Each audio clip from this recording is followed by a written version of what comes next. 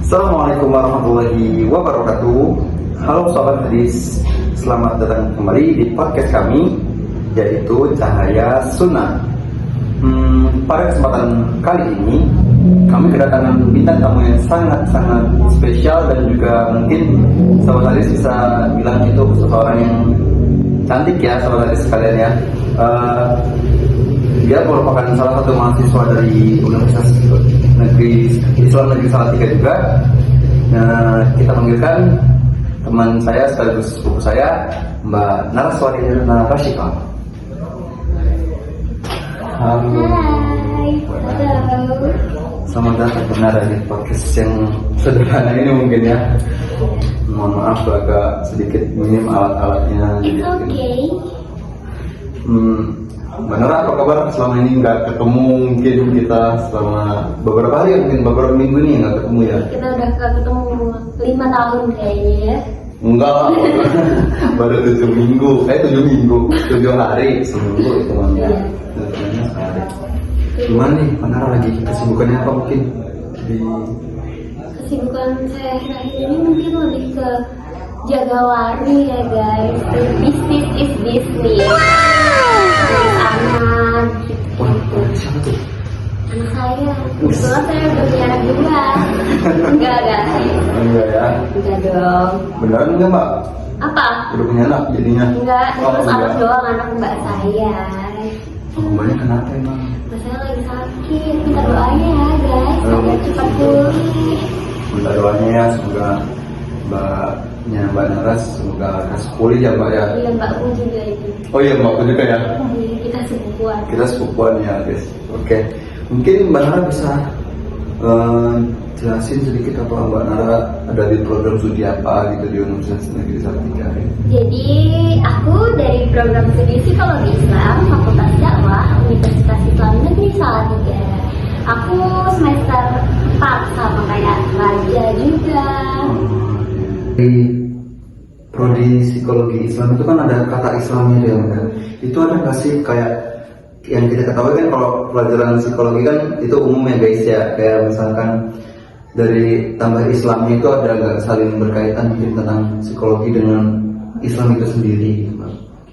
Ada, jadi di psikologi karena kita di UIN jadi ada Islamnya.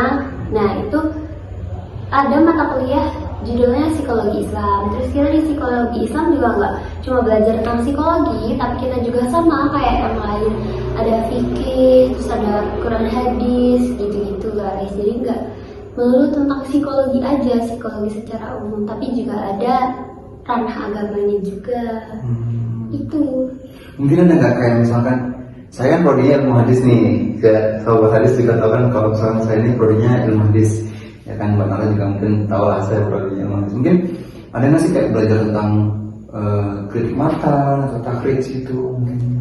Kalau di psikologi sendiri tuh nggak ada ya, karena kan kita fokusnya juga nggak di situ. Jadi saya belum tahu itu kayak kritik mantan.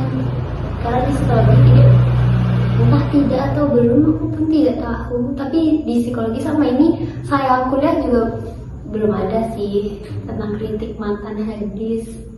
Tadi kan masnya nanya ya kritik mantan hadis. Nah karena di psikologi nggak ada, jadi saya mau tanya. Apa tuh mau tanya? Ya itu, apa sih kritik matan hadis itu? Oke, mungkin saya jelasin secara umumnya mungkin ya. Kritik matan hadis adalah itu suatu metode analisis Mbak. Suatu metode analisis dan evaluasi untuk menilai keaslian dan validasi hadis. Nah itu kan isi hadis-hadis yang kita sebut matan itu, jadi bukan perawinya, tapi isi ucapannya. Jadi isi ucapan Nabi Muhammad SAW itu perbuatannya, terus isi ucapannya atau persetujuan Nabi Muhammad SAW. Tujuannya apa sih kritik matan hadis itu?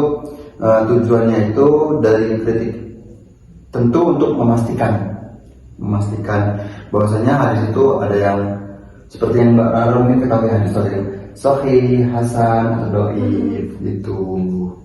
Nah itu gimana sih perkembangannya dari masa ke masa, karena kan ada kayak era zaman dulu kan masih ada Nabi Muhammad ya, kalau sekarang nggak ada. Nah itu gimana sih perkembangannya? kita bahas secara singkat aja ya sobat hadis. Mungkin sobat hadis mau tahu mungkin ya sedikit tentang kritik matan hadis, sejarah itu bagaimana sih, kayak dari zaman Nabi Muhammad hingga sekarang ini. Kita mulai dari masa Nabi Muhammad SAW dulu ya Pak ya. Setahu saya yang pernah saya pelajari bahwasanya pada waktu masa Nabi Muhammad hidup itu kan validitas hadis terjamin langsung, karena emang dari beliaunya langsung kan, sumbernya itu dari Nabi Muhammad SAW langsung. Kalau ada yang salah ya otomatis Nabi Muhammad SAW yang memperbaiki atau membenarkan. Ya sobat sunnah ya, itulah tadi pembahasan tentang kritik matan hadis yang telah Mbak Nara tanyakan kepada saya ya, mungkin bisa menambah wawasan Mbak Nara tentang bagaimana cara kritik matan hadis, bagaimana penjelasan tentang kritik matan hadis, walaupun cuma inti-intinya saja, belum sampai mendalam itu Mbak, itu bisa lebih mendalam lagi ke dalamnya. Oke, terima kasih banyak ya atas pengetahuan yang telah diberikan. Dari sini kita bisa lihat juga bahwasanya kajian hadis itu luas, kompleks dan kompleks. Tapi justru di sanalah kaidahnya itu terdapat beberapa kaidah-kaidah yang harus dikaji lebih mendalam lagi. Karena Islam juga mengajarkan kita bahwasanya kita tuh nggak boleh sembarangan menerima informasi, Mbak ya kan. Banyak sekarang berita-berita yang hoax, berita-berita yang belum pasti adanya seperti itu. Bahkan yang diklaim berasal dari Nabi Muhammad SAW aja itu bisa saja harus diuji itu keaslian itu bagaimana. Selanjutnya gimana sih kalau misalkan Nabi Muhammad SAW udah meninggal tuh, itu ada namanya masa sahabat Mbak. Masa sahabat itu di era ini itu muncul para ulama hadis yang mulai menyusun metode-metode ilmiah untuk mengkritik dan memverifikasi hadisnya. Mulailah tuh berkembang istilah-istilah seperti sahih, dhaif, hasan, dan mungkin hadis maudhu yang kita bisa mungkin kita ketahui tentang hadis palsu. Banyak mungkin pernah dengar ya tentang hadis palsu tersebut. Nah seperti itu mungkin untuk dari sejarah-sejarahnya. Terus menarik kan Mbak ya, iya, tentang kritik itu ya. Asik gitu. guys, memang kritik matan hadis itu. Terus ada nggak sih standar yang ditetapkan atau disepakati dalam kritik matan hadis ini? Nah, ada Mbak standar-standar yang ditetapkan. Nah, para ulama ini sepakat bahwa ada beberapa standar yang wajib dan ada dalam metode hadis. Di antaranya itu yang pertama ada kesesuaian dengan Al-Quran. Jadi hadis dan Al-Quran itu harus saling sinkron atau saling melengkapi, saling sama, klop gitu kan. Jadi kan kalau Al-Quran itu sumber hukum pertama Islam kan. Nah, dilengkapi oleh hadis tadi. Jadi antara hadis dan Al-Quran itu harus klop gitu Mbak. Gitu. Untuk yang standar yang kedua itu kesesuaian hadis dengan hadis lainnya supaya tidak konflik itu. Jadi satu hadis ini harus berhubungan dengan hadis yang lainnya gitu mungkin Mbak. Yang ketiga itu kredibilitasnya perawi. Maksudnya apa sih? Meskipun ini ranah sana, tapi ini penting juga loh Mbak. Ini kan di luar kritik nih, tapi ini ranahnya ke sanad gitu Mbak.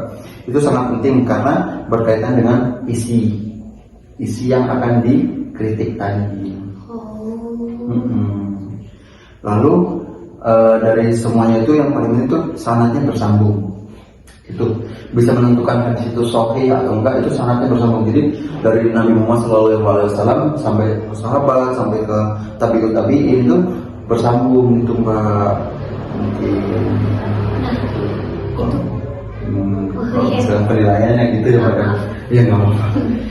Nah kan itu kan udah ya dari para ulama, apalagi masa sekarang kan pasti apa ya, kalau ada yang salah gitu kan nggak bisa konsultasi langsung ya ke Nabi Muhammad. Nah itu ada nggak sih kayak perihal-perihal yang masih diperdebatkan sampai saat ini? Tapi nggak semua standar itu sepenuhnya disepakatin loh. Jadi ada beberapa standar diperdebatkan ya, itu kan makanya terjadinya kritik mata tentuan. Kayak kita mencari keabsahan hadis tersebut kan. Ada beberapa pendapat soal cara menilai kontribusi perawi, itu ada beberapa tingkatan, dan juga soal metode analisis. Soal metode analisis teks, apakah pendekatan logistik, konstruksi, ya. Dan juga ada soal metode analisis teks, apakah pendekatan linguistik dan kontekstual atau dengan pendekatan mikosid itu. Bahkan hari ini muncul juga wacana soalnya penggunaan modern dan membantu memahami hadis. Jadi ilmu modern sekarang tuh udah bermunculan banyak kan. Itu salah satu faktor untuk memahami hadis supaya lebih gampang. Kan soalnya kan kalau misalkan kita harus dengar orang yang dulu, itu kan nggak sesuai mungkin metodenya dengan yang sekarang ya kan. Yang kita ketahui mungkin ya teman-teman sekalian ya, mungkin ya kita kan generasi milenial gitu kan, jadi harus pakai metode sekarang. Ya mungkin sampai sini dulu podcast dari kami, obrolan yang telah kami bahas, mungkin kami obrolkan di sini. Jangan lupa untuk komen, like, and subscribe channel kami yaitu Cahaya Sunnah. Ya mungkin sekian, terima kasih. Wassalamualaikum warahmatullahi wabarakatuh. Dadah semuanya.